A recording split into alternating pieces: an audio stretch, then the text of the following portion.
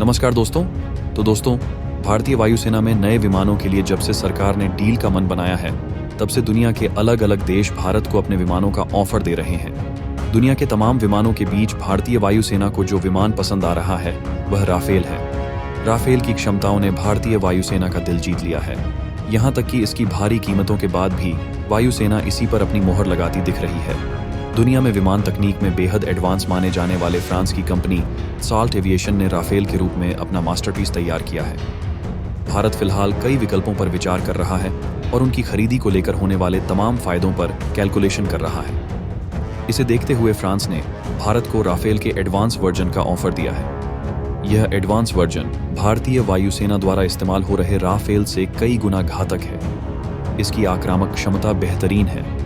पुराने वर्जन के मुकाबले इसे ज्यादा घातक हथियारों से लैस किया गया है। फ्रांस ने इसे रूस के सुखोई 27 को टक्कर देने के लिए बनाया था।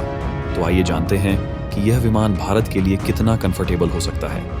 भारतीय वायुसेना पहले से इस्तेमाल कर रही है राफेल का F3 वर्जन। अब F4 वेरिएंट बढ़ाएगा वायुसेना की ताकत और दुश्मनों की बढ़ेगी चुनौती। इस वीडियो में हम आपको यह बताएंगे कि राफेल के जिस वर्जन का ऑफर फ्रांस भारत को दे रहा है वह कितना घातक है। आगे यह भी बताएंगे कि रूस के जिस विमान को टक्कर देने के लिए फ्रांस ने इस वेरिएंट को विकसित किया है वह कितना दमदार है। दरअसल पहले फ्रांस यूरोपीय देशों के साथ मिलकर यूरोफाइटर टाइफून के प्रोग्राम में शामिल था। यूरोपीय देशों के बीच ऐसा करार होता रहता है जब ये आपस में मिलकर किसी घातक हथियार का प्रोडक्शन करते हैं। खुद अमेरिका ने भी अपने F-35 विमान को अकेले नहीं बनाया था। इसे बनाने में कई देशों ने अपनी ताकत झोंकी थी। इंफ्रास्ट्रक्चर और पैसा जरूर सबसे ज्यादा अमेरिका ने लगाया था। इस वजह से राइट्स अमेरिका को मिला। अमेरिका इस विमान के जरिए रूस को टक्कर देना चाहता था। हालांकि विमान के मामले में अमेरिका जरूर F-35 की वजह से आगे निकला, लेकिन रूस तब तक घातक S-400 सिस्टम बना चुका था, जिसकी वजह से अमेरिका की टेंशन कम नहीं हुई है।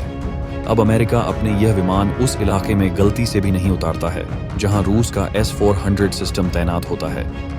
अमेरिका को इस बात का खौफ है कि रूस ने इस सिस्टम को खास तौर पर उसके इन्हीं विमानों की तकनीक हासिल करने के लिए विकसित किया है, क्योंकि रूस ने इसी के काउंटर में अपना सिस्टम तैयार किया था। इसी वजह से अमेरिका ने तुर्की को अपने F-35 के प्रोग्राम से बाहर कर दिया था, क्योंकि उसने रूस से S-4000 खरीदा है। अमेरिका और फ्रांस ये सारे देश नेटो के हिस्से हैं, जबकि अमेरिका नेटो का सेंटर पावर है।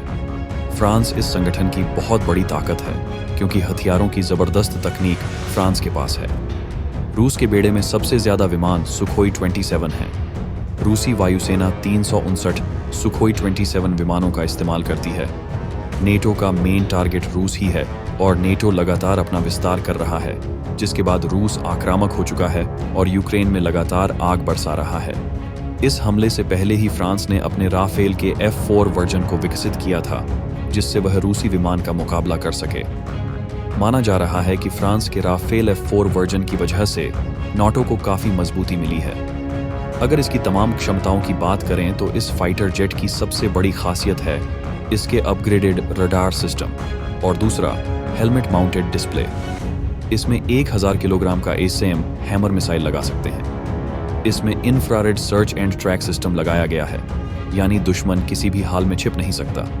इसकी सबसे बड़ी खासियत में से एक यह भी है कि यह जमीन और एयरक्राफ्ट करियर दोनों में तैनात किया जा सकता है, यानी नौसैनिक मिशन के लिए अलग से फाइटर जेट की जरूरत नहीं पड़ेगी। इस फाइटर जेट को 1 या 2 लोग उड़ाते हैं। इस विमान की लंबाई 50.1 फीट, विंग स्पैन 35 फीट और ऊंचाई 17.6 फीट है। इसका खाली वजन 9850 से 10,600 किलोग्राम होता है। सिंगल सीटर जेट की फ्यूल कैपेसिटी 4700 किलोग्राम है, जबकि डबल सीटर की 4400 किलोग्राम है। इसकी अधिकतम स्पीड 1912 किलोमीटर प्रति घंटा है, जबकि कॉम्बैट रेंज 1850 किलोमीटर है। राफेल F4 की फेरी रेंज 3700 किलोमीटर है। ये 52,000 फीट की ऊंचाई पर जा सकता है। इसकी सीधे ऊपर जाने की स्पीड इतनी तेज है कि यह 1 मिनट में 60,000 फीट तक जा सकता है। इसमें 30 मिलीमीटर वाली G30 ऑन्टो कैनन लगी है, जो 125 राउंड प्रति मिनट के हिसाब से गोलियां दाग सकती है। राफेल F4 में 14 हार्ड पॉइंट्स हैं, जिनमें मिसाइलें या बम लगाए जा सकते हैं। इसमें 3 प्रकार की हवा से हवा में मार करने वाली मिसाइलें लगाई जा सकती हैं। जबकि हवा से जमीन पर मार करने वाली 6 प्रकार की मिसाइलें लगाई जा सकती हैं। हवा से सतह पर मार करने वाली मिसाइल एक्सोसेट भी लगाई जा सकती है। इन सब के अलावा सबसे खतरनाक हथियार यानी परमाणु हथियार भी लग सकते हैं। इसमें एयर सोल मोइन पोरते परमाणु मिसाइल लगाई जा सकती है। ये एक क्रूज मिसाइल है जिसकी गति इसे सबसे ज्यादा घातक बनाती है। यह 49,940 से 9,878 किलोमीटर प्रति घंटा की रफ्तार से चलती है। राफेल F4 का रडार सिस्टम उसे बेहद ताकतवर फाइटर जेट बनाता है। यह लंबी दूरी से आ रही मिसाइलों और स्टेल्थ फाइटर जेट्स का तुरंत पता लगा सकता है और उन पर दूर से ही मिसाइल हमला कर सकता है। ऑनलाइन युद्ध की दुनिया के हिसाब से यह फाइटर जेट सबसे दमदार है। इसकी सैटेलाइट कम्युनिकेशन कैपेसिटी बेहतरीन है।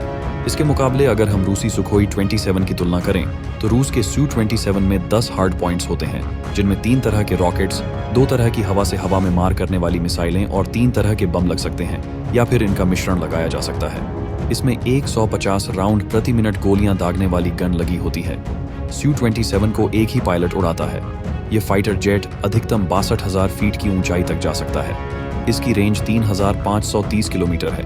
यह अपने साथ 4,430 किलोग्राम वजन के हथियार ले जा सकता है। यह फाइटर जेट 71.1 फीट लंबा, 19.5 फीट ऊंचा और इसका विंग स्पैन 48.3 फीट है। सुखोई Su-27 का खाली वजन 16,380 किलोग्राम है।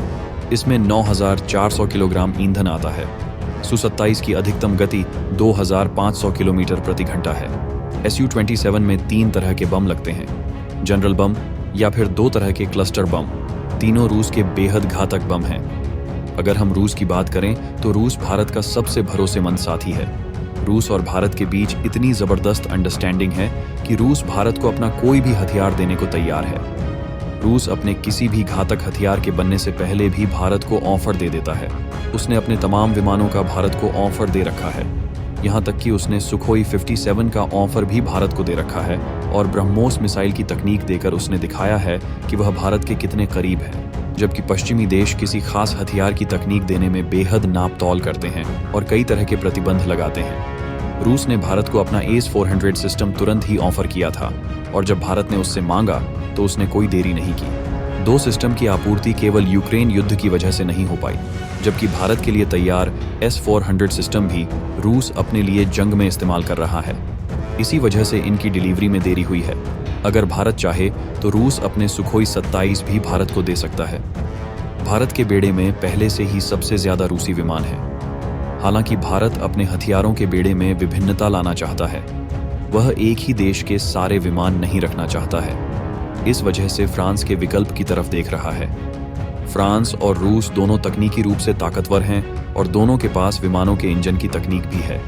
इस लिहाज से यह दोनों पार्टनर भारत के लिए काफी कंफर्टेबल हैं, लेकिन अंतिम फैसला तो भारत सरकार को करना है। तो दोस्तों, फ्रांस के ऑफर पर आपका क्या कहना है? कमेंट में जरूर बताएं।